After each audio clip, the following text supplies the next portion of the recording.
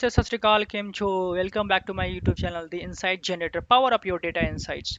So, guys, I'm again back with another videos, right?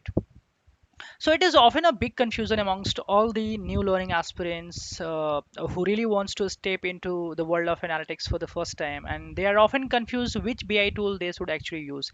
So इसी solutions के साथ मैं ये वीडियो के साथ आया हूँ जहाँ पे मैं आपको एंड टू एंड सॉल्यूशंस बताऊंगा कंपैरिजन करके कि पावर बीआई और टैबलेट वैसे तो बीआई टूल बहुत सारे मार्केट में अवेलेबल है.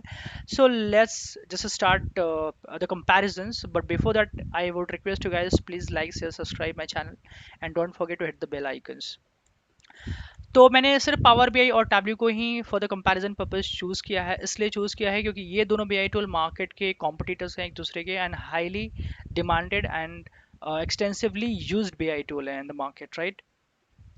तो सबसे पहले हम देखते हैं गाइस कि ये जो दोनों के दोनों ही टूल है ये दोनों ही बहुत elegant and dynamic business intelligence tool है जिसका यूज़ हम एक डेटा इंसाइट्स जनरेट करने के लिए करते हैं and for the development of comprehensive and intuitive dashboards बनाने के लिए करते हैं, राइट. लेकिन फिर भी दोनों के टूल में डिफरेंसेस क्या है in terms of cost effectiveness, in terms of the versions available in the market, and there are so many factors which based on which that we can decide, right. So पहले हम बात करते हैं guys ETL tool की बात करते हैं. हर BI tool के पास अपनी खुद की एक एटीएल टूल होती है that is called extract transform load. So जो माइक्रोसॉफ्ट की खुद की एटीएल टूल है ये कोई थर्ड पार्टी एटीएल टूल नहीं यूज करता है and that ATL tool is called power query editor. लेकिन when you come to the Tableau, Tableau does not have its own ATL tool. Basically, it uses a third-party tool that is called Informatica and Alteryx, right? So moving on to the next point. So free versions. So जहाँ Power BI free available है, इसके versions free available है, open source है, anyone can install it and they can start with creating the reports. They can easily perform the data modeling. They can transform their data completely free of cost. They don't have to pay even a single penny for this one. Where on the other hand, Tableau comes with the Tableau comes with 14 days trial versions, and thereafter you have to pay some amount in order to have the license. And the Tableau does not have its own ETL tool, right? And it's what to say, on the enterprise level solutions if you talk about, it is quite expensive. मैं आपको Microsoft के official website पे लेके जाता हूँ जहाँ पे मैं आपको इजिली दिखाऊंगा कि इनकी प्राइसिंग कंपैरिजंस क्या है. अगर मैं माइक्रोसॉफ्ट की बात करूँ तो इसमें दो तरह के लाइसेंस अवेलेबल है, एक प्रो लाइसेंस अवेलेबल है, एक प्रीमियम लाइसेंस अवेलेबल है. प्रो लाइसेंस की जो कॉस्टिंग है हमारी 785 रुपीज़ है और ये पर यूज़र पर मंथ है. इसके कुछ फीचर्स हैं, शेयरिंग एंड कोलैबोरेशंस भी इजीली अवेलेबल है इसमें, राइट. एंड सेम फीचर्स आपके प्रीमियम में भी अवेलेबल है. On the top of that कुछ एडिशनल फीचर्स भी अवेलेबल है लाइक एडवांस्ड एआई है, unlock self service, data prep for big data and simplify the data management and the access at enterprise scaling, right. ये जो है 3,92,257 ये enterprise level की बात कर रहा है. हमें enterprise level पे नहीं जाना है, हमें individual level पे जाने हैं. So license your organizations with capacity to accelerate access to insights with advanced AI. So हमें इनकी बात नहीं कर रही है. So ये जो 785 है for the pro license and 1,570 rupees for the premium, right, which is very minimal and anyone can afford this. वही on the other hand आप Tableau की बात करो तो जितने भी different components like Tableau creator है, टैब्ल्यू एक्सप्लोरर है, टैब्ल्यू व्यूअर है, इनकी कॉस्टिंग देखो तो आप $70 है, $35 and $12, which is almost very much expensive, right. Not only this one, there's one more thing that I want to show you. The use Tableau for 14 days without restrictions, यानी 14 days का trial version देता है and you can get a trial extensions product की और a regular product की. इसके लिए आपको एडिशनल पे करना होगा, right. So based on this which one is cost effective, you can decide which BI tool you must choose that, right. Now I'm again going back to my slides and there are few more points to discuss.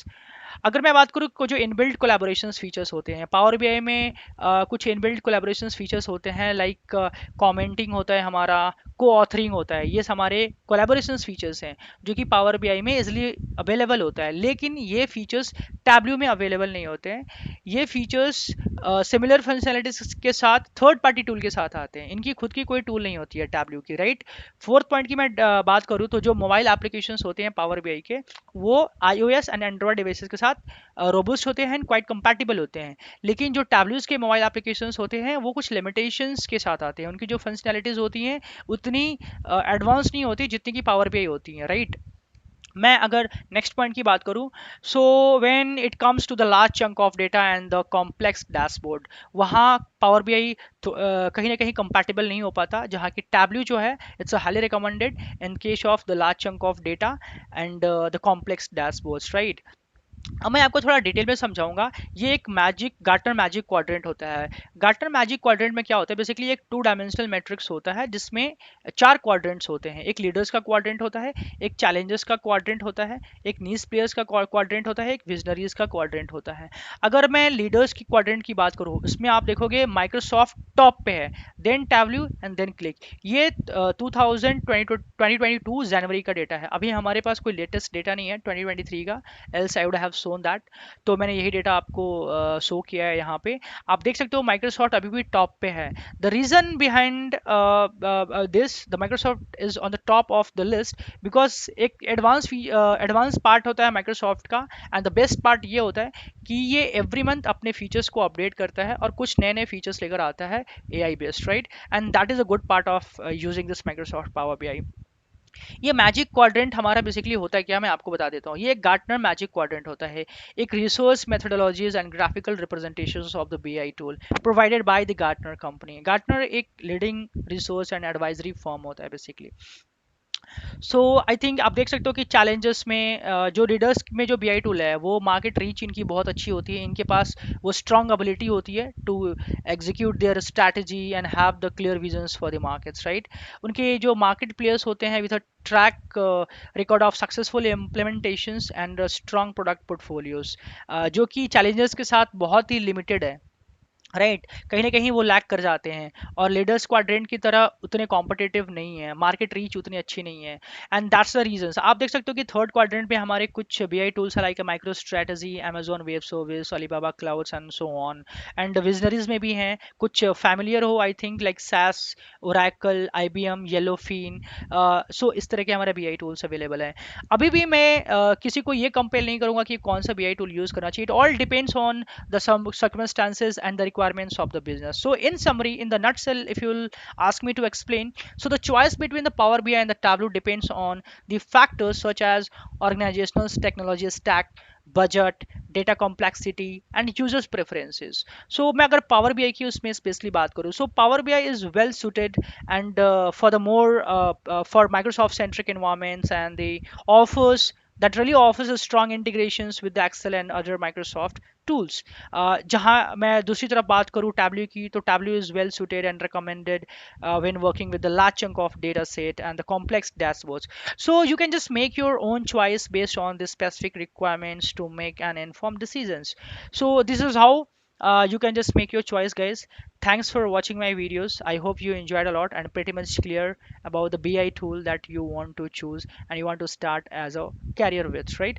So thank you so much.